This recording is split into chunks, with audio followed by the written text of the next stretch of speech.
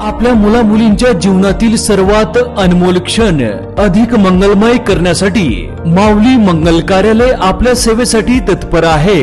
कार्य तुमचे, सहकार्य आमचे। लग्न समारंभ, साखरपुडा, वाढदिवस, स्नेह संमेलन, डोहाळे जेवण ह्या व अशा तुमच्या खास क्षणासाठी उत्कृष्ट ठिकाण म्हणजेच माऊली मंगल कार्यालय, तीही आता अगदी नवीन व वेगळ्या स्वरूपात।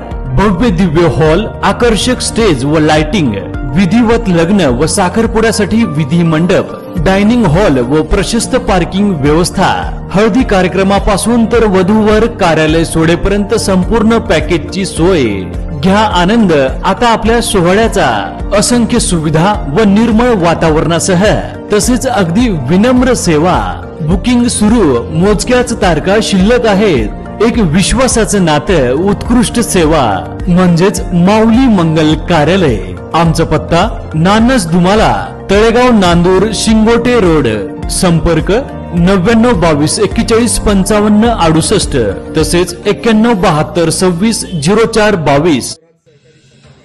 सहकारमर्षी भाऊसाहेब थोरात सहकारी साखर कारखान्याचे सभासद व युवकांचा हितचिंतकाचा स्नेह संवाद मेळावा तळेगाव येथील महाराजा लॉन्स येथे उत्साहात पार पडला आहे। या कार्यक्रमासाठी माजी मंत्री लोकनेते बाळासाहेब थोरात, माजी आमदार डॉक्टर सुधीर तांबे, डॉक्टर जयश्रीताई थोरात यांनी उपस्थित राहून सभासदांशी संवाद साधला आहे। यावेळी पहलगाम भागात पर्यटकांवर झालेल्या भ्याड दहशतवादी हल्ल्यातील बळींना श्रद्धांजली अर्पण करण्यात आली। याप्रसंगी बिनविरोध संचालक मंडळासोबत काकडवाडी, चिंचोली, गुरव, देवकवठे, नान्नज, दुमाला, पारेगाव बुद्रुक, पारेगाव खुर्द, सोनोसी, कासारे, तळेगाव, करोले, दिगाव, मिरपूर, लोहारे, वडझरी खुर्द, वडझरी बुर्द व कवठे कमलेश्वर येथील सभासद मोठ्या संख्येने या कार्यक्रमासाठी हजर होते। पहलगाम येथे झालेला जो अतिरेक्यांचा हल्ला आहे त्याचा तीव्र शब्दात निषेध करतो आणि जे पर्यटक त्या ठिकाणी मृत पावले त्यांच्या आत्म्यास शांती लावावी अशी परमेश्वराची प्रार्थना करतो। सहकारमर्षी भाऊसाहेब थोरात सहकारी साखर कारखान्याची निवडणूक ही जवळपास बिनविरोध झालेली आहे आणि त्या निमित्ताने आपल्या सर्वांशी, कार्यकर्त्यांशी, मतदारांशी, युवक कार्यकर्त्यांशी संवाद साधावा, आपल्या सर्वांना धन्यवाद द्यावेत, आभारी मानावेत आणि एक असा आनंद व्यक्त करावा असा हा एक कार्यक्रम आपण आमदार बाळासाहेब थोरातांची अशी इच्छा होती की आपण सर्वांना भेटलं पाहिजे। निवडणूक जरी बिनविरोध झाली असं तरी कार्यकर्त्यांचं योगदान खूप मोठं आहे आणि म्हणून आपल्या सर्वांना भेटण्याचा खऱ्या अर्थाने हा कार्यक्रम आहे। आपल्याला माहिती आहे की आपला हा तालुका आणि आता तळेगाव गटाला वेगळं सांगण्याची गरज नाही की किती दुष्काळी तालुका आहे आणि म्हणून इथे या दुष्काळाचे चटके आपण पिढ्यानपिढ्या भोगलेले आहेत आणि या दुष्काळाला उत्तर काय आहे तर ते आदरणीय भाऊसाहेब थोरात दादांनी एक दूरदृष्टी ठेवली या तालुक्याच्या विकासामध्ये। तो सर्व खऱ्या अर्थाने आपल्या जिरायत भागातील शेतकऱ्याला डोळ्यासमोर ठेवून केली की इथे सहकाराच्या पिकाला योग्य भाव मिळाला पाहिजे आणि नुसतं इतक्या प्रतिकूल परिस्थितीत मित्रांनो आपण कल्पना करू शकणार की ह्या कारखान्याला परवानगीच मिळत नव्हती कारण इतका दुष्काळी तालुका ताब्यात घेऊन ती मशिनरी सुरू केली आणि मग अशा परिस्थितीमध्ये खरं म्हणजे दादांनी प्रचंड कष्ट घेतले, रात्री बेरात्री तिथे भेट दिली आणि त्याच्यातून आज राज्यातला अग्रक्रमांकाचा सहकारी साखर कारखान्याचा लौकिक प्राप्त केला। ही सगळी प्रगती होत असताना ती केवळ कारखान्याची प्रगती नव्हती, त्याला जोडून अनेकही संस्था उभ्या राहिल्या, दूध संघ असेल, कॉलेजेस असतील आणि आज बघता बघता राज्यातला सर्वोच्च अशा प्रगतीचा शिखरावर गेलेला तालुका म्हणून संगमनेरचं मॉडेल हे राज्यात निर्माण झाले। खरं डॉक्टर साहेबांनंतर मी बोललं नाही पाहिजे पण सगळ्यांच्या आग्रहास्तव 2 मिनिटं फक्त तुमच्या सर्वांबरोबर मी आज इथे बोलत आहे। खरं आज तळेगावमध्ये इथे उभी राहून तुम्ही सर्वजण आज माझ्या समोर आहात। आज सर्व सभासद माझ्या समोर बसलेले आहेत, त्यांच्या घरातले सर्व युवक माझ्या समोर बसलेले आहेत। मला त्यांच्या घरातल्या युवकांबरोबर 2 शब्द बोलायचं आहे। तुमच्या बरोबर तर साहेब बोलणारच आहेत पण आपल्या पुढच्या पिढीबरोबर बोलणं अतिशय गरजेचं आहे। एक लक्षात घ्या, हा कारखाना जेव्हा उभा राहिला तेव्हा सोपा नव्हता। डॉक्टर साहेबांनी खूप चांगल्या पद्धतीने सांगितलं, जुन्या मशिनरी घेऊन छत्रपती कारखान्याची 850 टन जुनी मशिनरी घेऊन हा कारखाना सुरू केला होता. सोपं नव्हतं, परवानगी भेटत नव्हती. डॉक्टर अण्णासाहेब शिंदेच्या मुळे आपल्या सर्वांचं म्हणजे खूप थोरात साहेब सहकार महर्षी भाऊसाहेब थोरात साहेबांच्या प्रयत्नातून, आपल्या सर्वांच्या प्रयत्नामधून हा कारखाना उभा राहिला आणि हळूहळू इतका सुंदर पद्धतीने तो चालू राहिला आहे. म्हणजे 850 टनची मशिनरी. अरे भागवतवाडीमध्ये पण पाठ फिरला की नाही, पाणी आलं की नाही तळेगावची. अजून खूप काम राहिलं आहे. काकडवाडी पर्यंत पाणी न्यायचं होतं आपल्याला. तळेगावच्या प्रत्येक वाड्या वस्त्यांपर्यंत या कालव्यांचं पाणी पोहोचलं पाहिजे. ह्याच्यासाठी आपल्या सर्वांना काम इथून पुढे सुद्धा करायचं आहे. नसेल आपल्याकडे सत्ता तरी सुद्धा आपण प्रत्येक माणसापर्यंत कसं पाणी पोहोचेल त्याच्यावरती आपल्या सर्वांना एकत्रित पद्धतीने काम करायचं. आणि मला तुम्ही सांगा, आपला साखर असेल पण युवकांपर्यंत आता सध्या फक्त सोशल मीडिया थ्रूच जावं लागतं असं दिसतंय. पण आपल्या सर्वांना हा कारखाना हे इलेक्शन जरी बिनविरोध झालं असेल तरीही पुढचा काळ जो आहे, मला सर्व युवकांना मला सांगायचंय की आपल्याला हे जपायचं आहे. आपला तालुका चांगला राहिला पाहिजे, चांगल्या हातांमध्ये राहिला पाहिजे, आपला सहकार चांगल्या हातांमध्ये राहिला पाहिजे. एवढंच मला असं वाटतं. आज खरंच म्हणजे सर्व संचालक आज जे आलेले आहेत त्यांचं मी खूप खूप अभिनंदन करते. एक संवाद साधावा, तुमच्या सगळ्यांचे आभार मानावा म्हणून आयोजित करण्यात आलेल्या या कार्यक्रमासाठी उपस्थित असलेले माननीय डॉक्टर सुधीरजी तांबे, आपले ज्येष्ठ अनेक जण अनेक पद्धतीनं वेगवेगळ्या पद्धतीनं काही मांडणी करीत होते. अफवांचं पीक येतच असतं आपल्याकडे कायम, पण ते आणखी वाढलं होतं.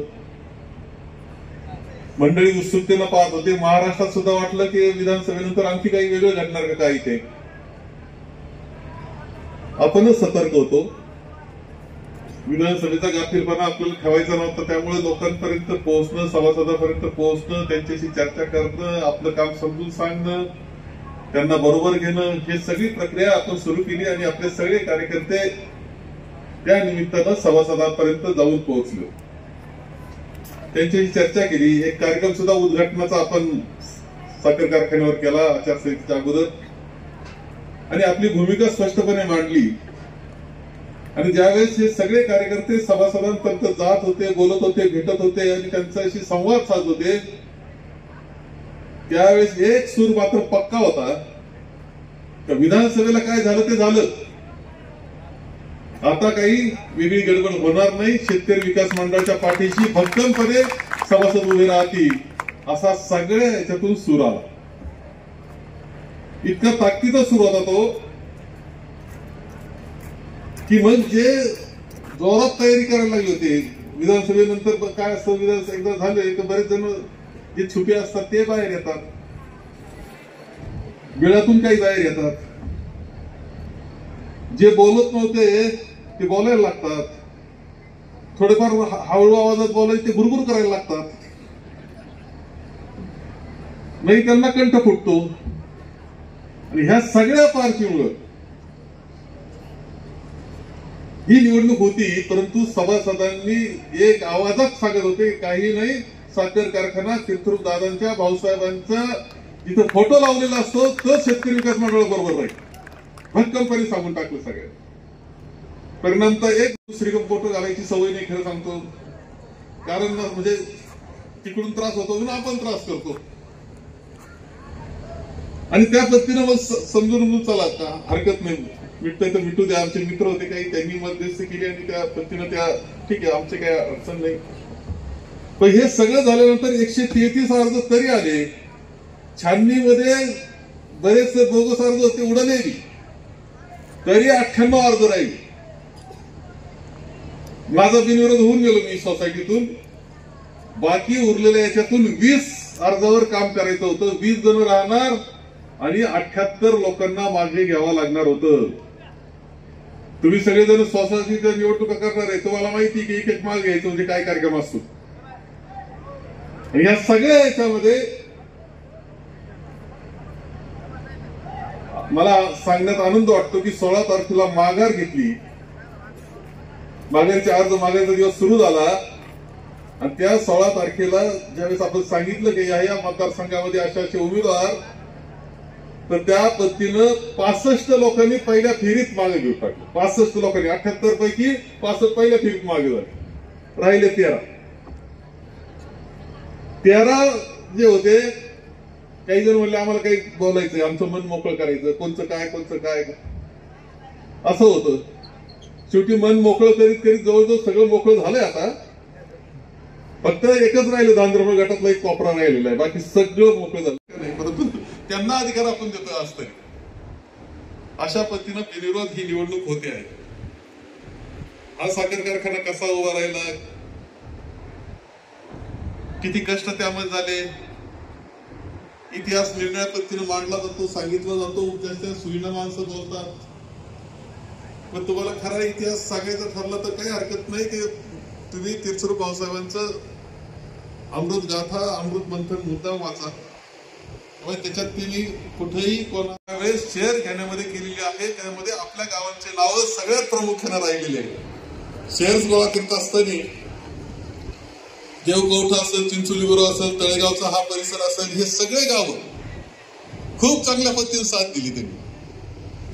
असं म्हटलं जातं की काही नाही तर फार घरचं काही विकलं, काही धान्य होतं, थोडं धान्य काढून टाका, विका. आणि अत्याधुनिक को जनरेशन विद्युत निर्मिती आणि डिस्लरी ही काय जे असतं ते जे जगात असतं ते आमच्याकडं, ते आपल्याकडं आहे. एक आदर्श साखर कारखाना म्हणून आज लौकिक, आज देशामध्ये आपल्या साखर कारखान्याचं परवा को जनरेशनचं सुद्धा पुन्हा बक्षीस आपल्या सगळ्यांना मिळालेलं आहे जागतिक देश पातळीवरच. या सगळ्या गोष्टी आपण करतो. केवळ असं मानण्याचं कारण नाही की साखर कारखान्यामध्ये त्या ऊस उत्पादकाचा फायदा होतो असं मानायचं काही कारण नाही. त्याच्याबरोबर कामगारांचा फायदा होतो. त्या कामगारांचा आता आम्ही ज्यावेळेस रिटायरमेंट होते त्यावेळेस त्यांचा सत्कार आम्ही करतो. त्याला विचारतो मुलं काय करतात. बरेच जण सांगतात की इंजिनियर झाले, चांगले झाले, कुणी प्राध्यापक झाला, कुणी इंजिनियर झाला, कुठे जगात गेले. अरे साखर कारखाना होता, तिथे नोकरी होती म्हणून तुमचे मुलं शिकले आपल्या कॉलेजेसमध्ये आणि इंजिनियर म्हणून जगात गेले. ही परिस्थिती आहे. सभासद आणि इतरांचे सगळ्यांचे मुलं आज शिकतायत. आपण एक विकसित केलं आपलं एक मॉडेल वेगळं आणि त्या पद्धतीनं आपण चाललो. धंदे व्यवसाय सुद्धा चालतात ते साखर कारखान्याच्या माध्यमातून चालतात. पानपट्टी असेल नाही तर चहाचं दुकान असेल छोटं टपरी, साखर कारखाना आहे म्हणून नाही. बाजारपेठ विचारत असता कधी तुमचं पेमेंट निघतंय, आम्हाला वाट पाहतोय आम्ही दिवाळीला. अरे याच्यावर इतकी अर्थव्यवस्था फिरत असते हे नाकारता येणार नाही. आणि ही यंत्रणा अशी की सतत काही म्हटली त्या पद्धतीने कायम पाठीशी उभी. आता तुमची पाईपलाईन ही जी पाणी पुरवठा योजना चालली त्याच्यामध्ये साखर कारखान्याचं योगदान फार मोठे. आणि आता परत पाणी आले म्हणतात टाकी त्याच्यात टाकले तळ्यात. आपण गावाने आलं पण मंजूर आपणच केलं होतं, काम आपण केलंय. त्याचे नारळ दुसरे फोडतील नशीब तेवढं त्यांचं, त्याला काही इलाज नाही. आणि ते नशीब तुम्ही आपणच दिले. काय नारळ दुसरे केलं कोणी ते. परत ती योजना किती कोटीची योजना होती. 81 कोटीची. 81 कोटीची योजना. मी त्यावेळेस 840 कोटी रुपये आपण निरनिराळ्या गावांच्या योजना मंजूर केल्या. त्यात 81 कोटीची तुमची योजना मंजूर केली. ते पाणी आता येतंय. काही अडचणी आहेत.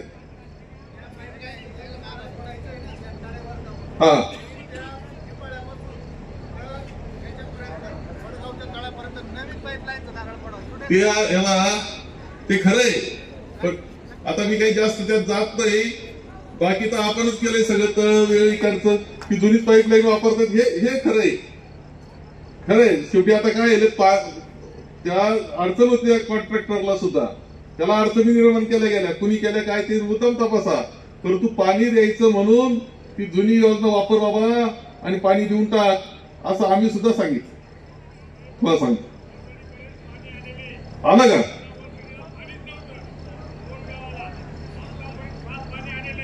आलं का. बरं झालं चला. पण ते मंजूर आपण केलं तेवढं लक्षात ठेवा. नाही तर काय व्हायचं.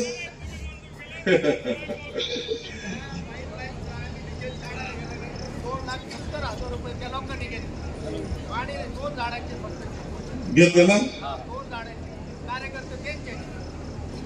हे समजून घ्या आणि हे सांगा, बोला. आता मी काही जात नाही, परंतु शेवटी कोण काम करत होतं, कोण काम करतंय हे समजलं पाहिजे. काहीतरी कोणतरी प्रचाराला बळ पडून आपण काय करतोय वेगळं सांगण्याची आवश्यकता नाही. पण साखर कारखाना ही यंत्रणा शेवटी तुमच्या पाठीशी उभी राहणारी, कायम उभी राहणारी. 21 गावात 4 महिन्यापासून पाणी नाही. शेवटी ते केलं आपलं कोण आहे कॉन्ट्रॅक्टर, त्याच्या नावानं शिमगा कायम करत असतात. त्यालाच मदत केली शेवटी. ज्याच्या नावानं शिमगा करतात, ज्या ठेकेदाराच्या नावानं, त्यांनाच शेवटी मदत केली आणि पाणी काढून दिले. एवढं तुम्हाला सांगतो. ते पाणी आपल्या गोळत आलं हे विसरून चालणार नाही. पण आता निळवंड्याचं विसरले तेव्हा हे काय लक्षात राहील का नाही मला माहित नाही. म्हणजे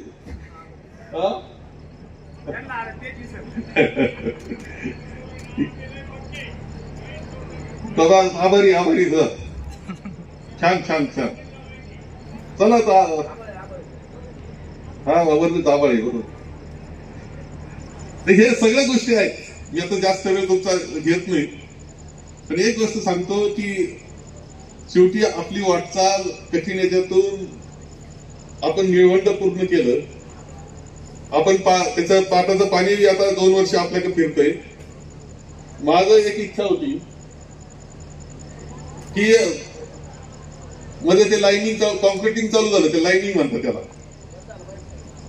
तर मी तुम्हाला मलाच सांगा तुम्ही बंद झालं पाहिजे आणि तुम्ही झोपा घरा.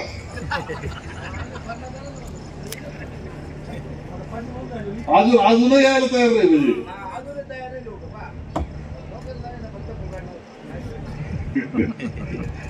तेव्हा लाईनिंग करणं माझी हरकत नाही. लाईनिंग होणारच तुम्हाला सांगतो.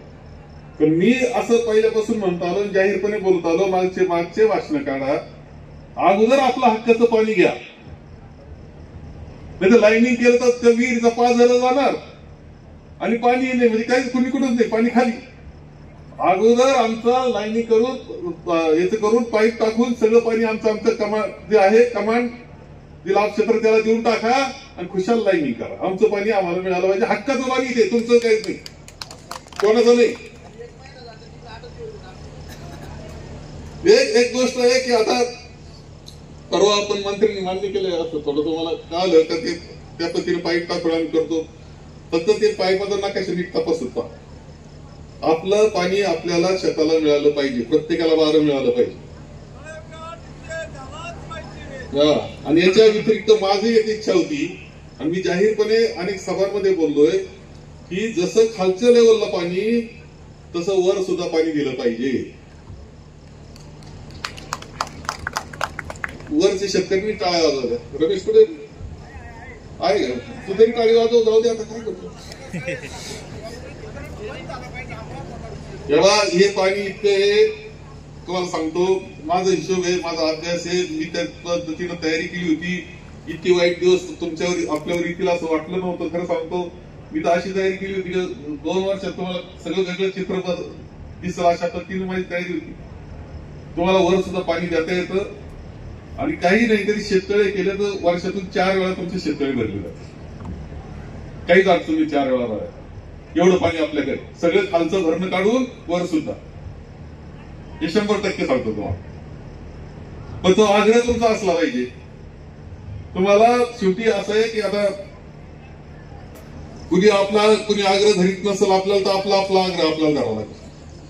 त्याच्यानंतर एकीनं राहावं लागेल, भक्कम राहावं लागेल, एकीनं राहावं लागेल तर तो आग्रह पोहोचल.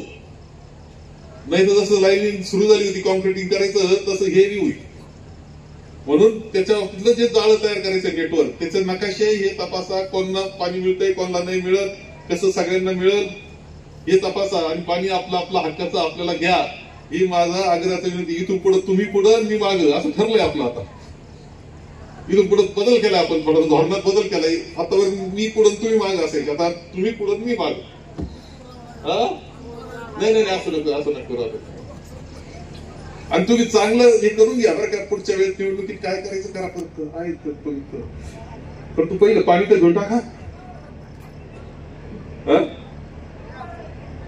आणि घेतलं पाहिजे हक्काचं पाणी ते घेतलं पाहिजे. त्याच्या बाबतीत अजिबात हायगे करून चालणार नाही. आता मध्यंतरी आपण पाणी काढून जे पाईप टाकले होते सगळे, त्या ग्रामपंचायतीला 50,000, 60,000, 70,000 नोटीस आल्या. तुमच्या आले का नाही अजून? कचऱ्याला 2 लाखाची आली. कचऱ्याला 2 लाखाची आली. कचऱ्याला 2 लाखाची आली. कचऱ्याला 2 लाखाची नोटीस आहे, तुम्हाला 1.5 लाखाची. पाणी कोणाचं होतं? पाणी आपलं होतं, हक्काचं. काय वाटलं काय वर्ग पाणी नव्हतं ते हक्काच्या बाबतीत. ती द्यायची जबाबदारी शासनाची. शासनाने नाही केलं, उलट आपलं आपण केलंय. खर्च आपण केलाय, त्रास आपण काढलाय आणि त्यालाच नोटीस. मला समजत नाही नेमकं चाललंय काय. तो काही जे मित्र आहेत ना थोडेसे आपले, त्यांचा उपयोग करून घेऊ आपण. तिकडे जायला तर काही पेट्रोल लागत नाही जास्त, आपोआप उतारवून पाळतात गाड्या. त्यांनी जरा कानावर घालावा तिथं मंत्री महोदयांच्या. काय हे काय भानगड आहे? म्हणजे सरकारची जबाबदारी आम्हाला पाणी देणं आहे. सरकार काही करीत नाही, आमचं आम्ही करतो, त्याला तुम्ही नोटीस देता. ही कुठली पद्धत आहे? सगळ्या ग्रामपंचायतीला नोटीस आल्या.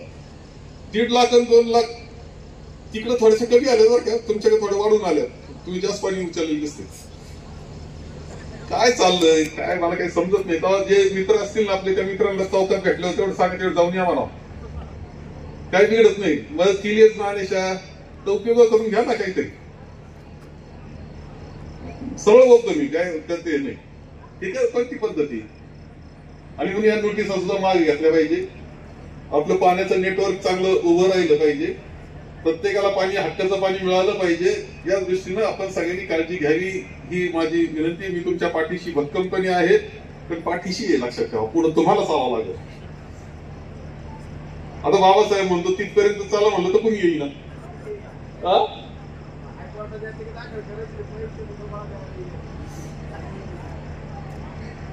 आपण सगळ्यांनी काळजी घ्या.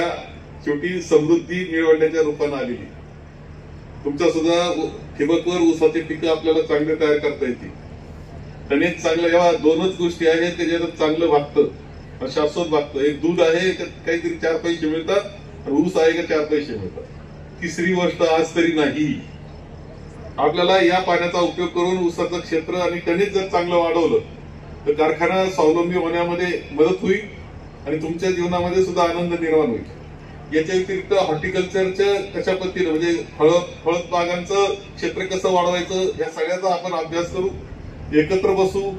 आणि शेवटी आपण तर काम करतच राहणार आहे. सरकार पाठीशी आहे नाही त्यापेक्षा आपल्याला काम करत राहावं लागणार आहे आणि ते कामातून आपल्याला यश हे मिळवावं लागणार आहे. त्यामुळे पाण्याचा उपयोग जास्तीत चांगला करण्याचा प्रयत्न आपल्या सगळ्यांना या निमित्तानं करायचा आहे. हे सुद्धा या निमित्तानं मी आपल्या सगळ्यांना सांगेल. विधानसभेच्या वेळेस काय असं केलं हा प्रश्न विचारावा वाटतो मला. जसं तुम्हाला अधिकार आहे मला प्रश्न विचारायचा, तसा मला सुद्धा तुम्हाला प्रश्न विचारायचा अधिकार आहे. काय झालं विधानसभेच्या वेळेस? काय कमी पडलं होतं? कोणती गोष्ट कमी पडली होती? विधानसभेला इतकं कमी मतदान व्हावं असं काय घडलं होतं? कोणती चूक होती? अरे तुमचं रेल्वे जाणार होती, जाऊ दे बस. हा आता भोजापूरचं पाणी असं एक जण भाषण करतो तिकडं. मला आज सांगितलंय का ना का म्हणजे भंडारदाऱ्याचं पाणी आढळामध्ये, आढळाचं पाणी भोजापूरमध्ये, मग सगळं तळेगाव भागातच पाणी असं. आता सगळं होईल तुमचं, काही काळजी करू नका म्हणा. आता पश्चिमेचं पाणी पूर्वेत येणार तर चालूच आहे आपलं. म्हणून बात जास्त बोलत नाही, पण मला कुठेतरी दुःख याचं असतं. शेवटी असं काम करणाऱ्या माणसाला शेवटी मी गमतीनं म्हणतो असतो कधी कधी एखादं खूप मेहनत करतो, शेतात चांगला भाजीपाला आणतो, बाजारात जाऊन विकतो, पैसे चांगले मिळाले त्याला, आणि घरात आला त्या माऊलीनं ताट वाढलं, आपटून आदळलं नाही तर वाढलंच नाही तर त्याला काय वाटेल रे? काय वाटेल त्याला? कष्ट करणारा माणूस आहे, भाजीपाल्याचं पीक केलं त्याला चांगलं, पैसे चांगले आले, आनंदानं घरात आला आणि जेवायलाच दिलं नाही त्याला. काय वाटेल रे त्याला? त्याची जी भावना आहे ना तशी मनामध्ये येऊन जाते. बरं खरं सांगतो ते काय लोक असं वागावं आपल्याशी. तर ठीक आहे, ते तुमचा अधिकार आहे, त्यामुळे मी काही जास्त बोलत नाही. माझं अंतकरण म्हणलं तर मी आपलं म्हणतो की आपण आपलं काम चांगलं केलंय. महाराष्ट्र कौतुक आपलं करतोय, देशातच 4 ठिकाणी कौतुक आपलं आहे. आपले लोक करीत नाही, त्याचा काही माझा इलाज नाही. घरच्यांनीच जर विसरायचं ठरवलं तर बाकीचे काय त्याचा उपयोग आहे असं आहे भावना माझी. परंतु काही असलं तरी ती तुमच्याकरता काम इंग्रज भाऊ आहेत आणि मी आहे.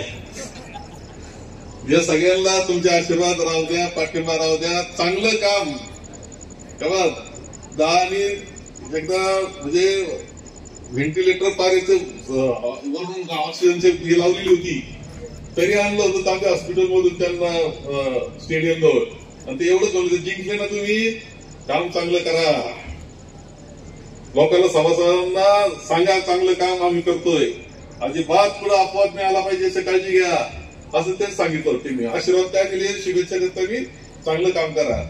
ते तो जो आवाज आहे ते जे विचार आहे ते आजही आमच्या अंतःकरणात आहे. आम्ही निश्चित चांगलं काम करू मला वाटणार याची खात्री मी देतो आणि माझी 2 शब्द. कधीही पाणी मिळालं नाही म्हणून मी सर्वांना विनंती करतो, आपल्या पाण्याचा हा जिव्हाळ्याचा प्रश्न आहे. आदरणीय नामदार साहेबांनी आपल्या सर्वांना व्यवस्थितपणे या ठिकाणी मांडलेला आहे.